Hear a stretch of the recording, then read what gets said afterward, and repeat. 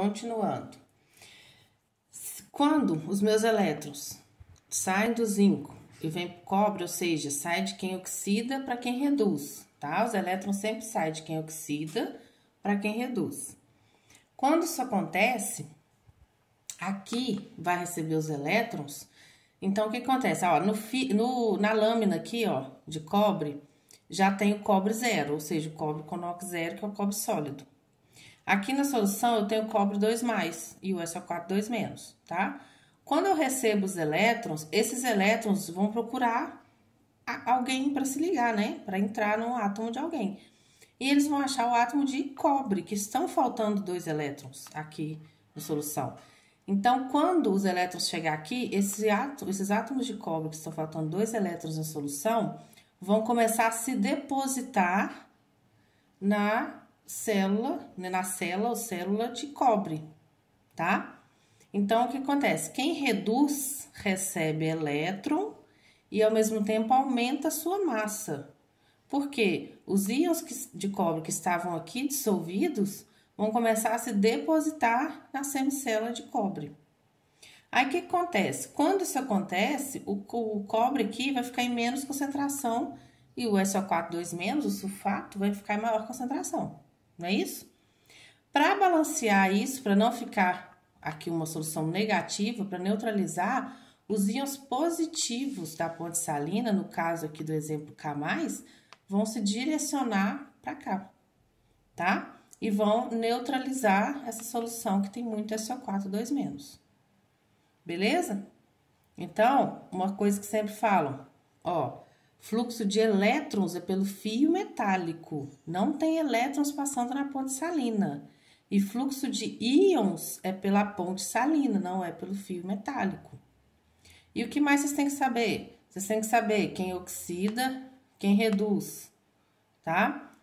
E eles falam, através falando que é o cara que perde elétrons, que é o cara que oxida, o cara que ganha elétrons, é o cara que reduz. Ou eles falam o seguinte, esse cara é o agente redutor. O agente redutor, lembra que a gente falou? É o cara que provoca a redução. Se ele provoca a redução, consequentemente ele está oxidando, tá? Então, o caso aqui, ó, esse é o cara que oxida, então ele é o agente redutor, ou simplesmente redutor.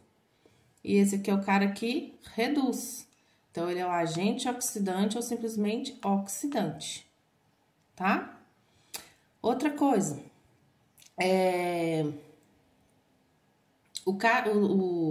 a pilha, né? Toda pilha tem 2 polos, né?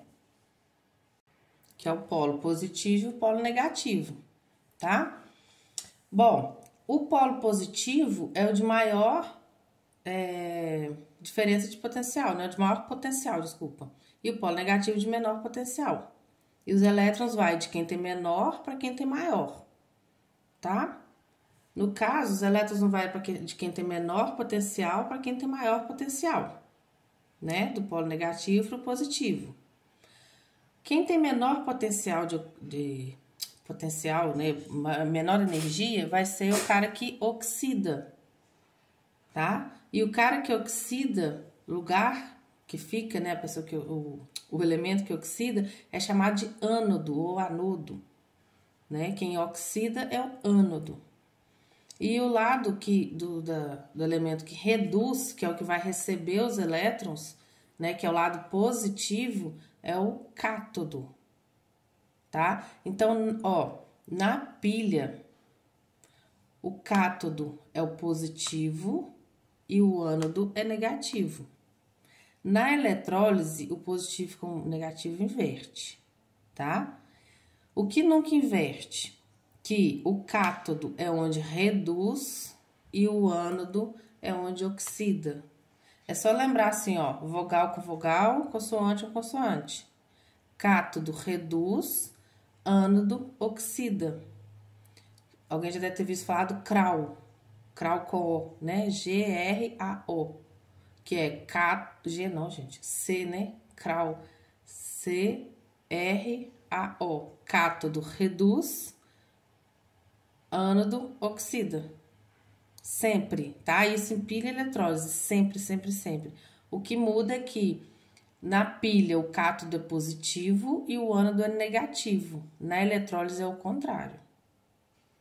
Beleza? Então, na pilha o cátodo é positivo e o ânodo é negativo, tá?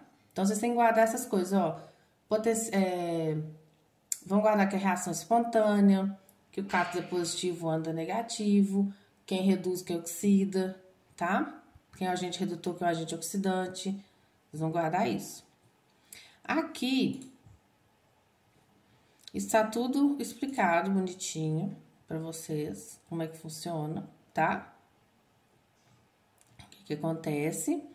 E colocado aqui aqui eu coloquei em reações, né? Que a gente viu lá na aula passada, semi-reações. Semi-reação de oxidação, semi-reação de redução. Né? Na equação global, eu nunca posso ter elétrons. Os elétrons não fazem parte da reação global. Por quê? Porque numa reação de óxido-redução, o número de elétrons que eu dou é o mesmo número de elétrons que recebe.